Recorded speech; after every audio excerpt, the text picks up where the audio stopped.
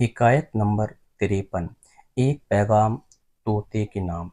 Iran का एक सौदागर तिजारत के सिलसिले में हिंदुस्तान आया हुआ था। यहाँ से उसने एक खूबसूरत और मीठी मीठी बातें करने वाला तोता खरीदा, जिसकी अदाएं बड़ी दिलपसंद और आवाज़ बड़ी प्यारी थी। वो ताजिर उसे अपने मुल्क में ले गया। वो बातें करके न सिर्फ ताजिर को खुश रखता था, बल्कि हर आम खास का दिल अपने नगमों से खुश रखता था।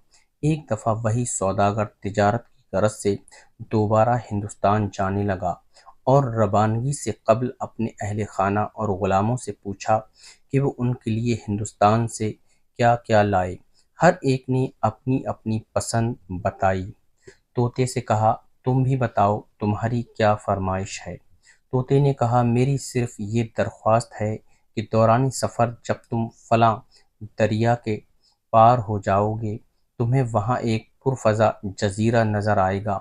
वहाँ मेरी हमजिन्स तोतों को सलाम पहुँचा कर कहना कि तुम्हारी कौम का फलां तोता मेरी कैद में है और तुम्हारी मुलाकात को जी तरस गया है। तुम आज़ादी के साथ बागों और सब्ज़ाज़ारों में मज़े कर रहे हो। तुम्हें अपने गरीबुल बत्न साथी की कोई खबर नहीं। क्या इसी का नाम दोस्तों की वफ़ा है कि मैं पिंजरे में पड़ा रहा और तुम बागों में ऐश कर रहे हो। और उन्हें कहना कि वो अपनी आज़ादी के बारे में मशवरा तलब करता है, वरना ये भी मुमकिन है कि तुम्हारी मुलाकात की हसरत लिए इस दुनिया से रुखसत हो जाऊं। यारो, ये क्या इंसाफ है, क्या यही आईने वफादारी है। सौदागर ने वायदा किया कि वो तुम्हारा ये पैगाम तुम्हारे हमजोलियों तक पहुंचा देगा। सौदागर सफ़र करता हुआ जब हिंदुस्तान पहुंचा और अपने तोते के बतलाए हुए पुरफ़ज़ा जजीरे से गुजरने लगा, तो वहां से तोतों के बोलने की आवाज़ें आने लगीं। वहां उसने उन्हें मुखातिब होकर कहा, ए तोतो, अपने एक बिछड़े हुए भाई का पैगाम सुन लो। जो मेरे घर में है वो सलाम कहता है और वो तुम पर अफसोस करता है कि तुम उसके बगैर सब्ज शाखों पर झूलना इस तरह भाता है। कोई उसकी मुलाकात की फिक्र करो। अभी सौदागर ने बमुश्किल अपनी बात मुकम्मल की थी कि दरख्त की शाख पर बैठा हुआ एक तोता फड़फड़ाने लगा और फिर बेदम होकर जमीन पर गिर पड़ा। चंद लम्हे तक उसका जिस्म थरथराया, फिर बेजान हो गया।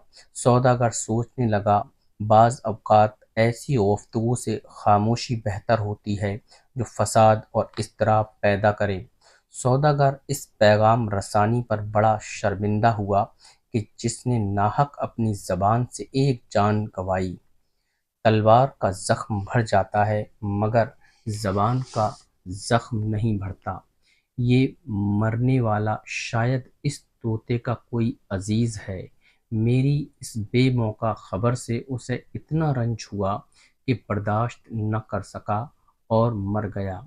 वहाँ से अफसोस करता हुआ रुखसत हुआ। कुछ अरसे के बाद कारोबार से फारिग होकर जब अपने वतन वापस आया और अहले खाना को उनके हस्बे फरमाइश तोहफ़े दिए, तोते ने पूछा, क्या मेरी फरमाइश पूरी की। मेरे हम जिनसों ने क्या जवाब दिया और तूने क्या देखा। सौदागर ने एक सर्द आह भरी और चेहरे पर रंज व अलम के आसार नमूदार होने लगे। कहने लगा, बेहतर यही है जो कुछ हुआ मत सुन, वरना तुझे सदमा होगा। मैं खुद तेरा पैगाम देकर पछताता हूँ। अब तक उसकी मजम्मत मेरे दिल में है कि काश मैं ये पैगाम न पहुँचाता। तोता बोला, ए मालिक, ऐसी खुदा नख्वास्ता क्या बात हुई जो तू ज़बान पर लाते हुए डरता है। बेतकल्लुफ़ बयान कर। अब जो होना था हो गया। सौदागर ने कहा, जब मैं हिंदुस्तान के उस पुरफ़ज़ा मकाम पर पहुंचा, वहाँ के तोतों को तेरा पैगाम दिया और जो तेरा हाल था सब बयान किया। मालूम होता है कि उनमें एक तोता तेरा दर्द आशना और अजीज था। मेरी बातें सुनते ही फड़फड़ाकर गिरा और तड़प तड़प कर मर गया। शायद उसे तेरी गिरफ्तारी का इतना रंज पहुंचा था कि वो बर्दाश्त न कर सका। اس کے یوں دم دینے سے میں بے حد پشیماں ہوں۔ دیکھتے ہی دیکھتے سوداگر کے طوطے کے بدن پر تھرتھری چھوٹی، آنکھیں پتھرا گئیں اور صرف ایک آواز ہائے نکلی، قفس کے اندر گر پڑا اور تڑپتے ہوئے جان دے دی۔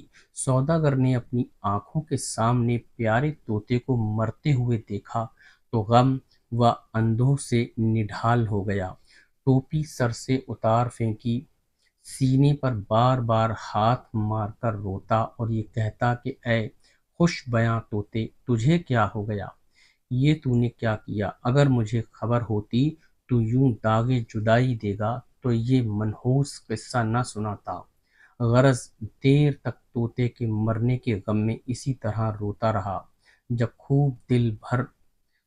خوب دل کی بھڑاس نکال لی تو مرے ہوئے طوطے کو قفس سے نکال کر باہر پھینک دیا۔ باہر پھینکنا تھا کہ فوراً وہ طوطا پھر سے اڑ کر درخت کی شاخ پر جا بیٹھا۔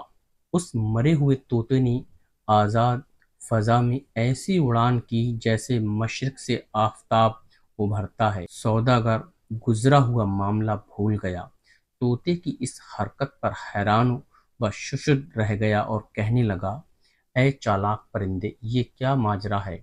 اے میرے بلبل، ذرا یہ تو بتا کہ ہندوستان کے طوطے نے تجھے کیا خفیہ پیغام دیا جسے تو بھانپ گیا اور جس سے تو میری آنکھوں پر اپنے مکر و فریب کا پردہ ڈالنے میں کامیاب ہوا؟ ارے غضب خدا کا، تو نے کمال دکھایا کہ ہمیں جلا کر خود روشن ہو گیا۔ طوطا بولا، میرے بھائی، طوطے نے مجھے سبق دیا اور اپنے عمل سے بتایا کہ میں قید سے کس طرح رہائی پا سکتا ہوں۔ میں نے اس پیغام کو سمجھا اور اس پر عمل کیا۔ اس نے اشارہ دیا کہ نغمہ گوئی اور میٹھی بول چال ترک کر، تو اپنی اس سحر انگیز آواز کے سبب ہی گرفتار قفس ہوا ہے۔ پھر اس نے میری آواز کے لیے خود کو مردہ بنایا کہ اے نادان پرندے اور ہر کس و ناقص کا دل خوش کرنے والے، مردہ بن جا تاکہ قید سے نجات پائے۔ طوطے نے یہ کہہ کر اپنے اصلی وطن کا رخ کیا۔ آخر کار ایک دن اپنے ساتھیوں کے پاس پہنچ گیا۔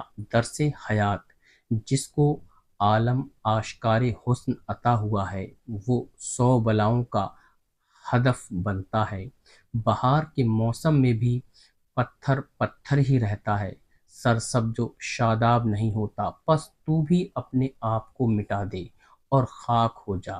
خاک سے سبزہ اور پھول پھوٹ پڑتے ہیں تاکہ تجھ سے بھی لالہ و گل اگیں۔